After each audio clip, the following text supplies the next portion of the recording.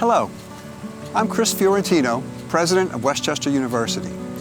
We're very pleased that your student is a Golden Ram, and we consider you a Golden Ram too. At Westchester University, family members are valuable partners in our shared mission of student success. I've been in your shoes. All three of my children are now college graduates.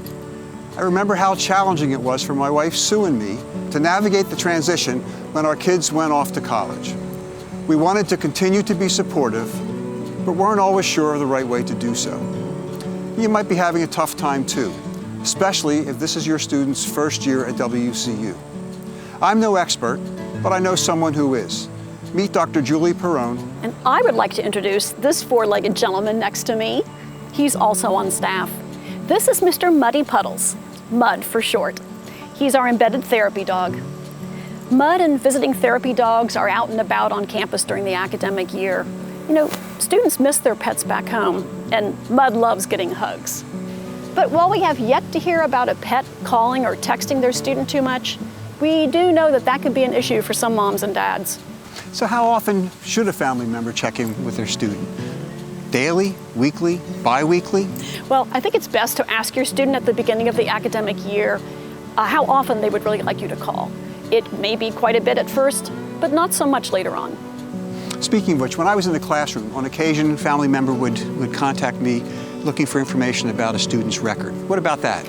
Well, because of privacy laws, professors will not be able to respond to those inquiries. But just as importantly, if your student receives a poor grade or forgets to turn in a paper, they need to learn how to manage issues for themselves.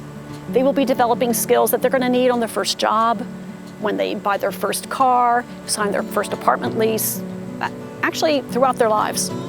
My daughter started at a different college in a different major and ultimately transferred to WCU for nutrition. She's working as a registered dietitian now and very happy, but while she was figuring things out, we tried to just give her the space to make up her own mind. I bet it was hard to hold your tongue, especially since you do know a lot about college majors. But that was the right approach. And on a related note, I encourage family members to model healthy risk-taking. Talk about your own aspirations in your career or in your personal life, and especially those that made you anxious. Let them know the steps that you're taking to achieve those goals. Your college student can learn from your efforts to get a promotion, maybe try a new career path, or even take a class. If you would like more information about supporting your college student, check out the article I wrote. Plus, you will find everything from mindfulness apps to faculty research on the Counseling Center's website. Thanks, Julie.